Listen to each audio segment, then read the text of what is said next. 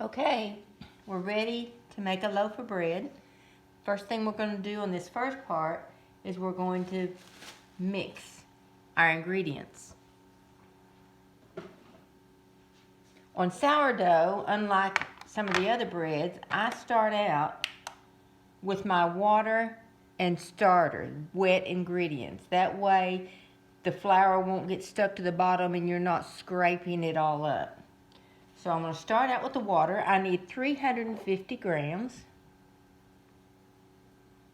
This water is water that I take out of the icebox that has gone through 2 different filters already.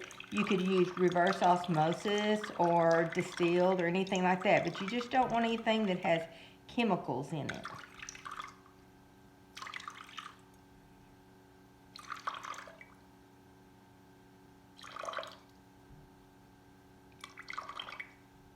And you'll find that the more humid it is, during the year, sometimes you have to use a little less water.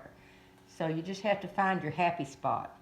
Now that's 350 grams of water. Now I'm going to add 175 grams of cold starter. I did put that water in the microwave to bring it up to 95 degrees because it came out of the cold icebox. Let's see what we got here. That's 192. I always overshoot, it seems like, but I'll get it whittled down. 166, so almost there. 171. 175. Okay. In the past, at times, I have used 125, and some people even use less. But I find the process goes quicker like this, and my loaf rises quicker with this amount. So now, I'm going to stir this up. You don't have to get crazy with it, but you just need to incorporate the starter and the waters a little bit. Notice I'm using a wooden spoon again, because I don't want to take any chance of messing up my starter with contamination to metals or anything else. Now, does it have to all be smoothly mixed in? No, it does not, because it's going to go through a process and it's going to be eating on the flour you put in there. So this is just what I do. Okay, now I'm going to put my flour. And for 1 loaf of sourdough, I always use 500 grams of flour.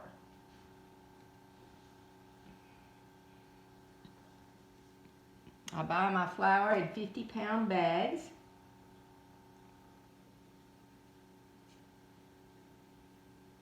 Okay, that's a little over. There we go. Now I need to put the salt in there. I only use kosher salt. I'm going to put 2 teaspoons. Now this determines, you don't want it with no salt, but you might think this is too much salt, and then you just go from there to what your taste is. So I've got my salt, flour, water, and starter. That's all there is to it. I'm going to mix these up. Take it off that scale. And what I'm looking for right now is called a, oh goodness, it left my mind. It's like a shaggy. It's called a shaggy dough. Okay, it's getting pretty shaggy here. But like mixing up the starter, you want to make sure you don't have dry spots, because dry spots can cause hard spots in the loaf of bread. You do not want that.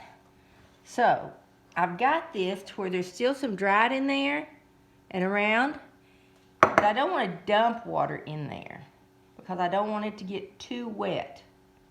Some people like high hydration loaves, and that's fine, but they're really hard to shape and handle.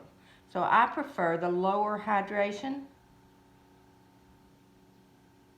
Okay, so in order to get this where I want it, I'm gonna put a little bit of water on my hand. That's that same water that I poured in there that has gone through the filters.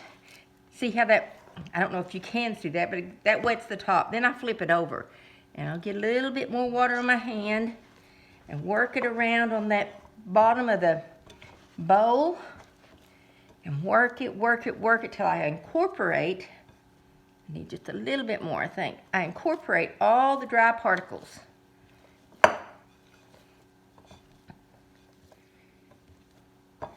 Now that looks pretty good.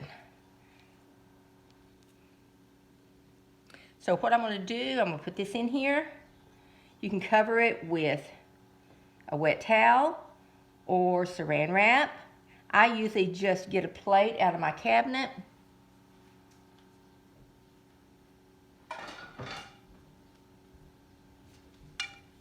And cover it up like that. Now I'll be able to look in there and see how it's doing.